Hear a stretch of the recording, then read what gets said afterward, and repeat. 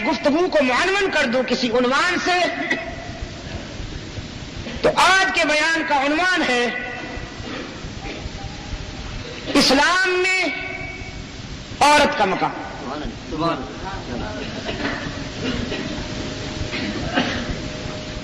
اس لیے کہ دائیں بائیں سے ہونے والے پراپگنڈے میں خاص طور پر مغربی تعلیمی اداروں نے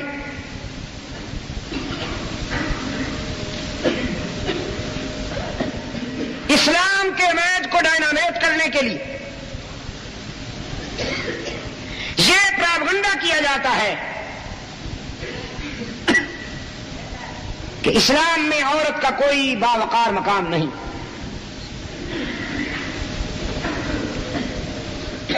میں پوری ذمہ داری کے ساتھ یہ بات کہتا ہوں کہ اس مظلوم جنس کو دنیا کے کسی نظریے نے وہ عزت عطا نہیں کی جو اسلام نے عزت عطا کی۔ بیٹی پیدا ہوتے ہی زندہ درگور کر دی جاتی تھی۔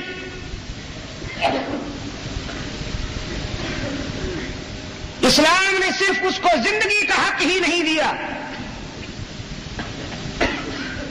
بلکہ یہ مقام عطا کیا کہ بیٹی کے احترام میں، فرط شفقت میں خود اسلام کا قائد اعظم امام الانبیاء والمرسلین رحمت للعالمین صلی اللہ علیہ وسلم کھڑے ہو جاتے تھے۔ رسول اللہ صلی اللہ علیہ وسلم نے فرمایا بیٹی سوختنی بھی نہیں ہے، فروختنی بھی نہیں ہے، نہ یہ زندہ درگور کرنے کے قابل ہے، نہ یہ منڈی کا مال ہے کہ اس کی بولی لگائی جائے اور اس کو بیچا جائے۔ بیٹی قابل احترام ہے اور قابل رحم ہے۔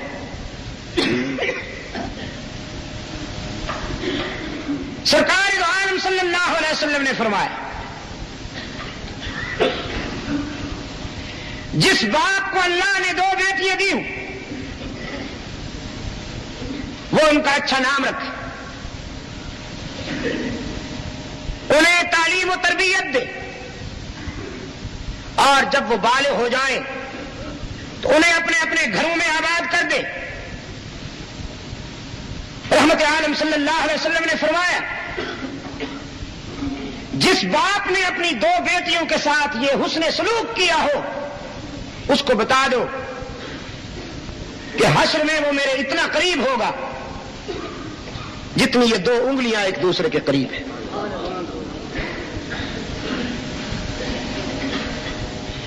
اگرچہ آج میرے سامعین میں میری مائیں، بہنیں اور میری بیٹیاں نہیں ہیں، لیکن میرے بیٹیوں کے بھائی تو ہیں، میری بہنوں کے بھائی تو ہیں، میری بیٹیوں کے باپ تو بیٹھے۔ میں ان کی وساطت سے اور کیسٹوں کی وساطت سے اپنی بہنوں اور بیٹیوں کو بتانا چاہتا ہوں کہ مغرب نے عورت کو کھلونا بنایا ہے، عورت کی تصویر کو بزنس پوائنٹ پر رکھا ہے، لیکن اسلام نے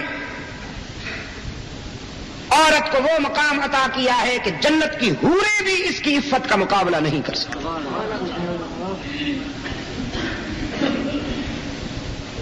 سرکار دو عالم صلی اللہ علیہ وسلم نے فرمایا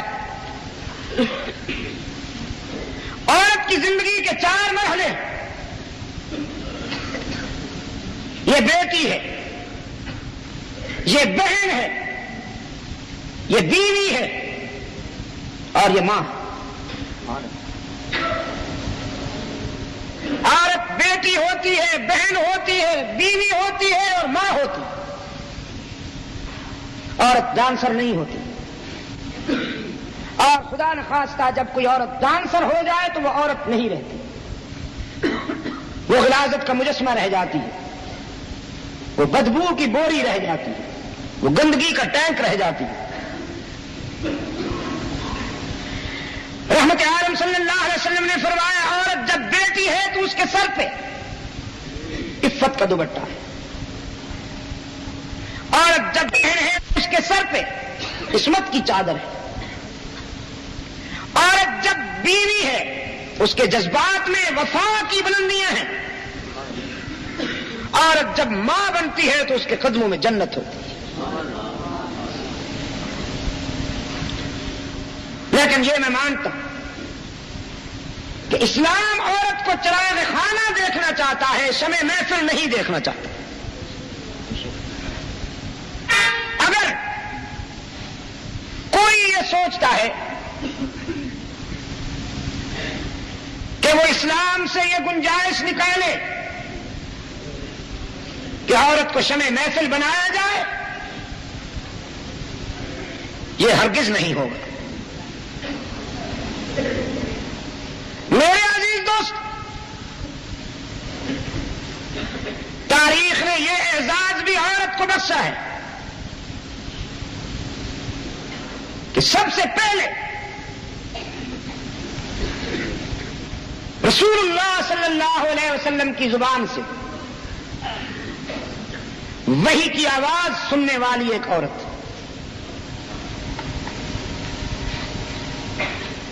جبرائیل کی زبان سے سب سے پہلے وحی کی آواز رحمت للعالمین نے سنی، اور پھر محبت وحی سرکار دو عالم کی زبان سے سب سے پہلے وحی کی آواز ایک عورت نے سنی، ام المومنین حضرت خدیجۃ الکبریٰ رضی اللہ تعالی عنہا نے۔ حبیب کبریا صلی اللہ علیہ وسلم کو جب پہلا سبق ملا، پہلا سبق لے کر ہرا کی خلوتوں سے جب روح الامین نے فرمایا اقرا، سرکار دو عالم صلی اللہ علیہ وسلم نے فرمایا ما انا بقارئ، میں نے تو کسی استاد سے پڑھنا لکھنا نہیں سیکھا۔ تو حضرت روح الامین نے آفاقی پروگرام کے مطابق محبوب خدا کو اپنی آغوش امانت میں لے کر بھیجا، پھر آغوش میں لیا، پھر آغوش میں لیا، اور پھر فرمایا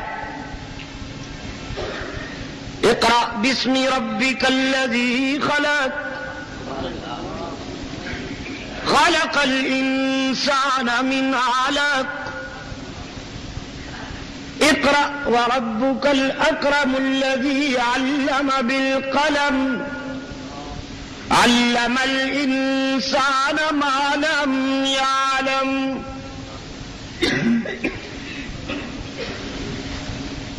اب سرکار دو عالم صلی اللہ علیہ وسلم نے بھی پڑھنا شروع فرما دیا۔ یہ آغوش میں لینا جو تھا اسی میں وہ بات ہو گئی جس کے متعلق ایک اور مقام پہ قرآن کریم میں ارشاد ہوا وَلَقَدْ أَوْحَيْنَا إِلَيْكَ رُوحًا مِّنْ أَمْرِنَا مَا كُنْتَ تَدْرِي مَا الْكِتَابُ وَلَا الْإِيمَانُ وَلَكِنْ جَعَلْنَاهُ نُورًا نَهْدِي بِهِ مَن نَّشَاءُ مِنْ عِبَادِنَا وَإِنَّكَ لَتَهْدِي إِلَى صِرَاطٍ مُسْتَقِيمٍ۔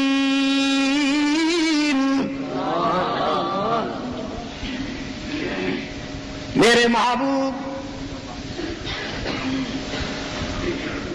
ہم ہم نے روشنیوں اور اجالوں کو تیرے سینے میں اتار دیا، ہم نے روشنیوں کو تیرے سینے میں اتار دیا۔ اگرچہ آپ نے کسی سے پڑھنا لکھنا نہیں سیکھا تھا، ما کنت تدری مل کتاب ولا الایمان، آپ تو امی تھے، آپ تو امی تھے، آپ کسی کے شاگرد نہیں، لیکن ہم نے آپ کو یہ مقام عطا کیا کہ ساری کائنات کو آپ کا شاگرد بنا دیا۔ قیامت تک جس کسی کے ہاں جو بھی علمی فیوز پہنچے گے وہ تیرے ہی قدموں کی برکت سے۔ وَلَٰكِن جَعَلْنَاهُ نُورًا، آپ تو کسی کے شاگرد نہیں تھے، لیکن ہم نے قرآن کو نور بنا کر تیرے سینے میں اتار دیا۔ کس کو؟ پشاور کے دوستو، کس کو نور بنا کر؟ قرآن نور ہے نا۔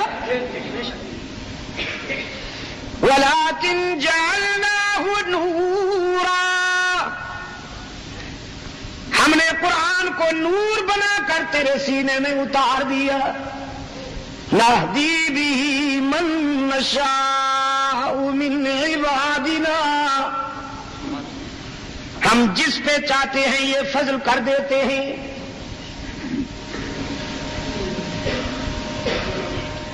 قرآن کریم میں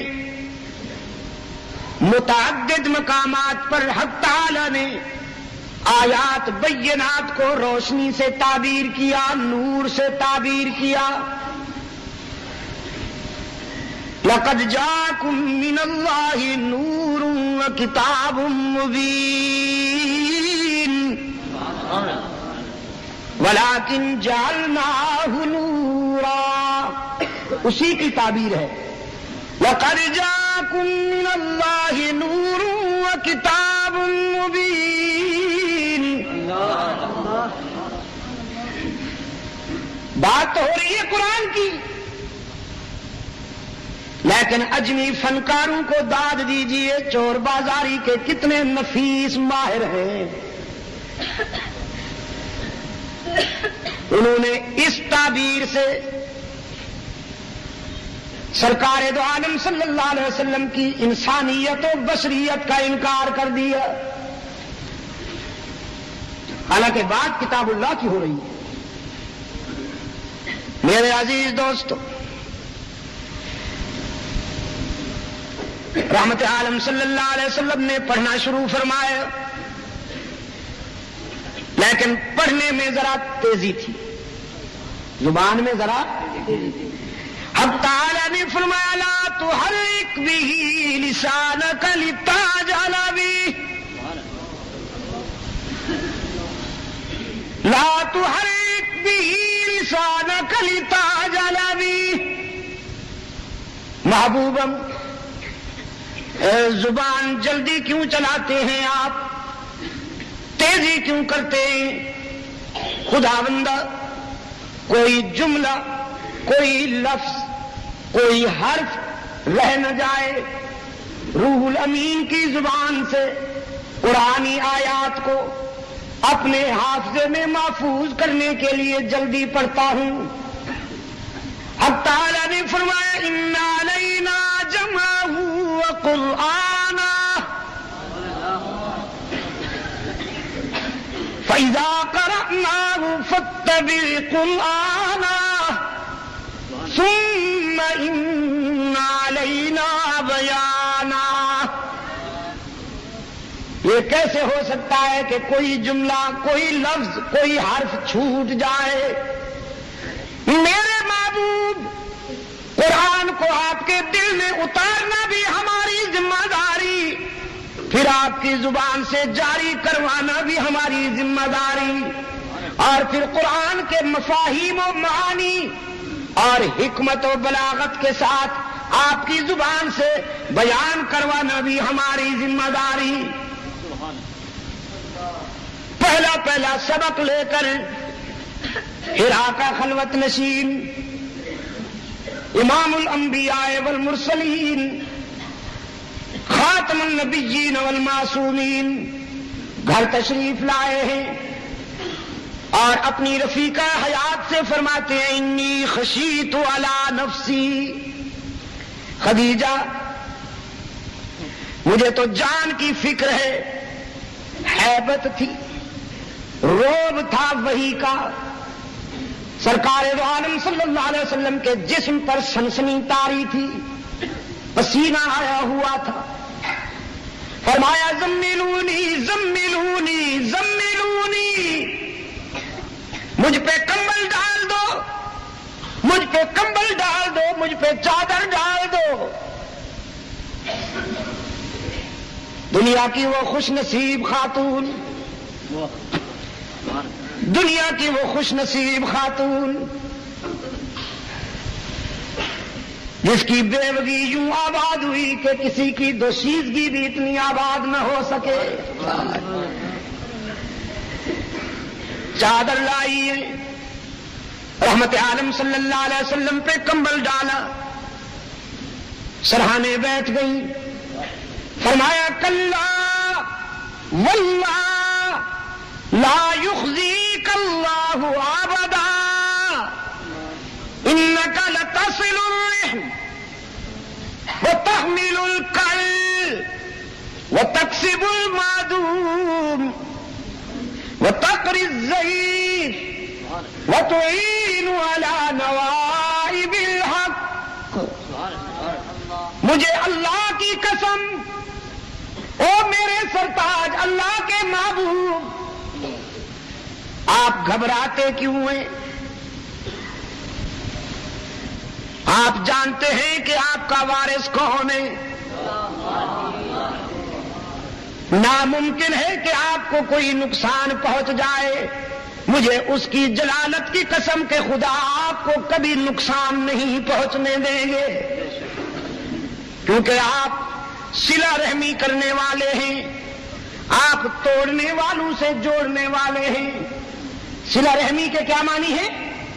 توڑنے والوں سے جوڑنا، جوڑنے والوں سے جوڑنا نا، جو آپ سے توڑے آپ ان کے ساتھ جوڑیں، یہ صلہ رحمی ہے۔ آپ توڑنے والوں سے جوڑنے والے ہیں، آپ لوگوں کے دکھوں میں ساتھ دینے والے ہیں، لوگوں کی گمشدہ چیزیں ان تک پہنچانے والے ہیں، آپ مہمان نواز ہیں اور حق و صداقت کا پرچم بلند کرنے والے ہیں، تو ایسے اخلاق والے کبھی نقصان نہیں اٹھایا کرتے۔ رحمت عالم صلی اللہ علیہ وسلم فرمایا کرتے تھے، خدیجہ کے یہ جملے اس دکھوں کے زمانہ میں، خدیجہ کے یہ جملے میری ڈھارس بندھاتے تھے، میری حوصلہ افزائی کرتے تھے۔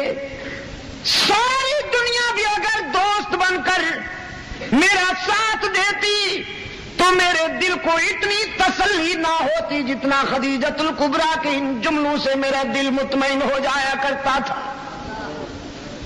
تسلی ہو جایا کرتی تھی، ڈھارس بندھ جاتی تھی۔ سب سے پہلے رسول اللہ صلی اللہ علیہ وسلم کی زبان سے وحی کی آواز سننے والی بھی ایک عورت، صرف سنا نہیں اپنایا بھی، اسے ایکسپٹ کیا۔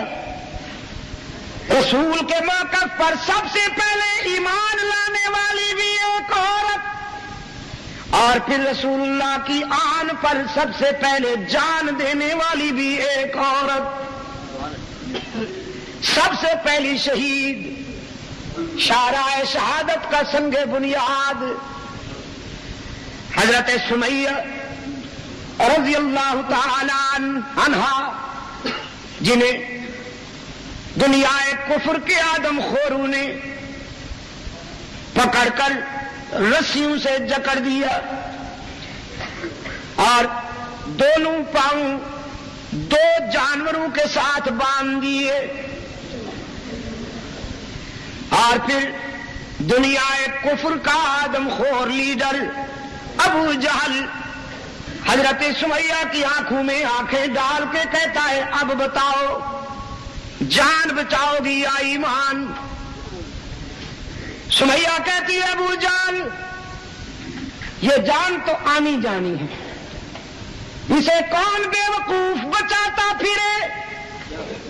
صرف ایک جان ہے، اگر مجھے خدا قیامت تک زندگیاں دیتا جائے تو میں ہر زندگی رحمت للعالمین کے موقف پر قربان کر دوں۔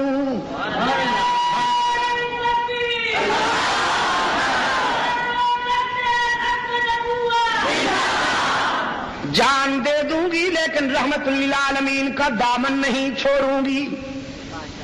دل کی گہرائیوں سے کہہ دو رضی اللہ تعالی عنہا، رضی اللہ تعالی عنہا۔ اسلام کی تاریخ میں پہلی شہید حضرت سمیہ رضی اللہ تعالی عنہا۔ میرے عزیز دوست، سرکار دو عالم صلی اللہ علیہ وسلم کے موقف پر ایمان لانے والی بھی سب سے پہلے ایک عورت، رحمت عالم صلی اللہ علیہ وسلم کے موقف پر جان دینے والی بھی ایک عورت، سیدہ عائشہ رضی اللہ تعالی عنہا، ایک بڑے باپ کی بیٹی ہیں، بڑے باپ کی بڑی بیٹی، بڑے باپ کی۔ کبھی کبھی حضرت صدیق اکبر رضی اللہ تعالیٰ عنہ جب حضرت عائشہ تشریف لاتی تھی تو کھڑے ہو جاتے تھے۔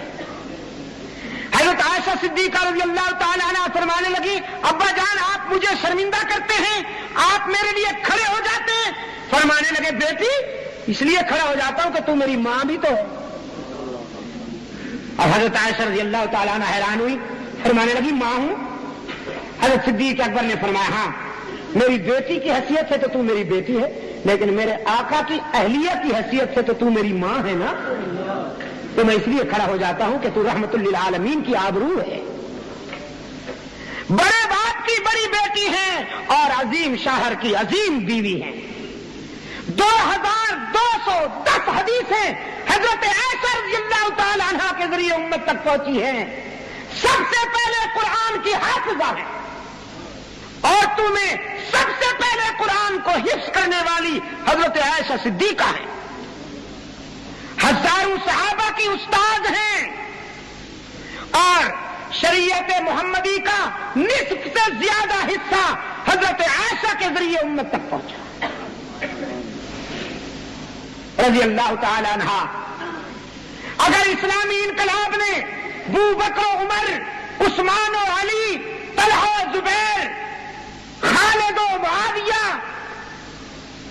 عمرو بن عاص و سعد بن ابی وقاص، سلمان و بلال جیسے عظیم مرد پیدا کیے ہیں تو اسلامی انقلاب نے خدیجہ و عائشہ، حفصہ و زینب، ام حبیبہ جیسی، زینب رقیہ، ام کلثوم اور فاطمہ جیسی وہ عظیم خواتین بھی پیدا کیے ہیں کہ جن کے کردار کی پاکیزگی پر جنت کی حوریں بھی رشک کرتی ہیں۔ میری ماں اور میری بہنوں اور میری عزیز بیٹیوں، بے شک اسلام نے آپ کو چراغ خانہ بلایا ہے، لیکن آپ انسانی گلشن کی نرسری کی تعمیر کر رہی ہیں۔ نرسری بڑی نازک شے ہوتی ہے، اگر پودے کو ابتدائی مراحل میں بیماری لگ جائے تو وہ تناور درخت نہیں بن سکتا۔ آپ کے گود میں انسان کی نرسری تیار ہوتی ہے، بچے آپ کی گود میں تربیت حاصل کرتے ہیں، اگر انہیں بچپن میں بیماریاں لگ جائیں تو وہ مثالی انسان کبھی نہیں بن سکتے۔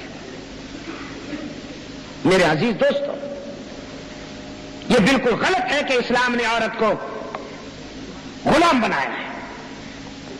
آج ایک بات کہہ دیتا ہوں چاہے آپ ناراض ہوں، یہ اس لیے کہہ رہا ہوں کہ کل سے ہو سکتا ہے معاملہ بدل جائے۔ میری مائیں بہنیں اور بیٹیاں سن لیں، ان کا خیال یہ ہے کہ اسلام نے ہمیں کچن میں دھکیل دیا. خدا کی قسم شریعت مصطفی کے مطالعے کے بعد یہ بات کہہ رہا ہوں کہ اگر کوئی عورت یہ کہے کہ میں کچن میں نہیں جانا چاہتی، میں کھانا نہیں پکانا چاہتی، تو اسلام آپ کو مجبور نہیں کرتا. اسلام خاوند کو حکم دیتا ہے کہ تم اپنے کھانے تیار کرنے کے لیے خادمہ کا انتظام کرو. بیوی کے فرائض میں یہ بات شامل نہیں ہے کہ وہ گھر کا کھانا تیار کرے. میں دعا کرتا ہوں کہ یہ ایسا نہ ہو کہ کل سے کہیں مجھے بھی کھانا نہ ملے. لیکن مسئلہ یہی ہے، مسئلہ یہی ہے، وہ ہمارا کچن میں پورا دن گزار دیتی ہیں بیچاریاں. چائے بنانے میں ذرا دیر ہو جائے تو حضرت کا جلال رکتا نہیں. مہمان بیٹھک میں بیٹھے ہوئے ہیں اور تو یہاں بیٹھی نخرے کر رہی ہے. ہاں وہ اگر اٹھ کے کہہ دے کہ مجھے کملی والے کی شریعت نے اس بات کے لیے پابند نہیں کیا، زیادہ تکلیف ہوتی ہے تو یہ بیٹھ رہی ہوں، میں نماز پڑھوں گی، قرآن پڑھوں گی، تم اپنا کام خود کرو، پھر پتہ چلے گا. اسلام عورت کو پابند نہیں کرتا کہ وہ بچے کو دودھ پلائے. سنیے، اگر اس کی صحت اجازت نہیں دیتی یا کسی بھی وجہ سے وہ بچے کو دودھ پلانے سے انکار کر دیتی ہے، اسلام اس کو مجبور نہیں کرتا. اسلام خاوند سے کہتا ہے کہ اپنے بچے کے لیے دائیا کا انتظام کر، بیوی کو مجبور نہیں کرتا. یہ باتیں نہیں بتائی گئی جس کی وجہ سے کمپلیکس فیلنگز میں مبتلا ہوئی ہیں دور حاضر کی خواتین کہ شاید اسلام ہمیں مقید کرنا چاہتا ہے. بے شک اسلام شمشیر بکف ہو کر عورت کو میدان جہاد میں نہیں بھیجتا، لیکن اجر جو ہے اللہ کی طرف سے جب مرتب ہوتا ہے تو وہ بتا دینا چاہتا ہوں. ایک عورت کا خاوند میدان جہاد میں لڑ رہا ہے اور وہ اس کی بیوی اپنے گھر میں بیٹھ کر اپنے خاوند کی آبرو کی بھی حفاظت کرتی ہے، بچوں کی بھی حفاظت کرتی ہے، اس کے مال کی بھی حفاظت کرتی ہے اور خدا کے حقوق بھی ادا کرتی ہے. جب وہ مسلح اٹھا کر اپنے گھر کے ایک گوشے میں سر بسجود ہوتی ہے، خدا کی قسم اللہ جو اجر مجاہد کو میدان جہاد میں عطا کرے گا وہی اجر اس خاتون کو گھر کی چار دیواری میں عطا کرے گا.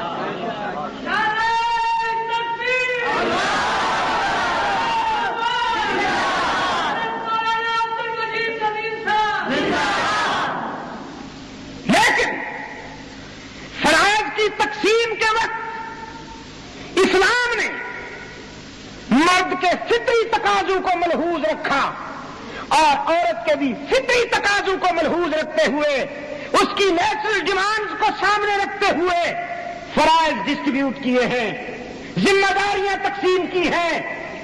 اگر کوئی عورت یہ چاہتی ہے کہ میں مرد کے سے آساب کے ساتھ مرد والے فرائض پورے کرنا شروع کر دوں اور اسی کا نام آزادی ہے تو یہ اس کی غلط فہمی. Women rights